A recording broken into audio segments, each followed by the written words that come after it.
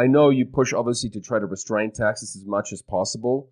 Are you concerned though that there just isn't really any choice at this point?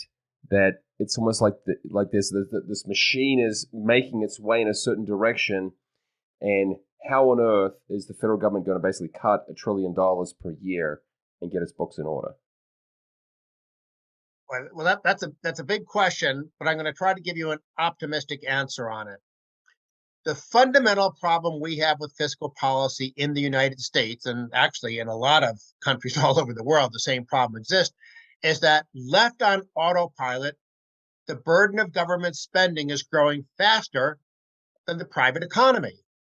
Well, what's the private economy? The private economy is your tax base. So if government is growing faster than the private sector, that means you're going to have this widening deficit, which means politicians are going to do what? They're going to say, well, oh, we want more tax revenue. But that's like a dog chasing its tail because whenever they raise taxes, what happens? The economy gets hurt some. It doesn't mean that they might not collect more revenue, but they probably won't collect as much revenue as they think. So they raise taxes, they don't collect as much money as they think, but with the expectation of additional money, politicians usually increase spending. So I don't think higher taxes in any way whatsoever are a solution to any problem. If you look at the history of Europe, if you look at the history of the United States, when you raise taxes, politicians simply spend every penny they collect plus some, and you wind up with a weaker economy. So I don't think higher taxes are any sort of solution. But at the risk of filibustering the conversation here, let me make what I think is a critical point.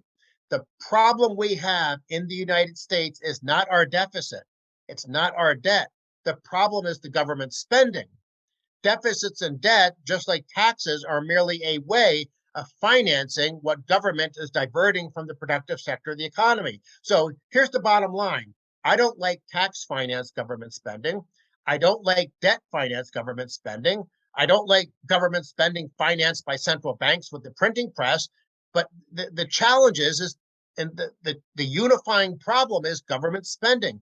We need to figure out some way of taking that trend line of government spending and putting some sort of spending cap in place, like they have in Switzerland, and limit the growth of government so it's no longer growing faster than the productive private sector of the economy. You do that, guess what? Deficits and debt begin to fall, pressure for higher taxes begins to dissipate, and central banks won't be quite as tempted to try to monetize the debt.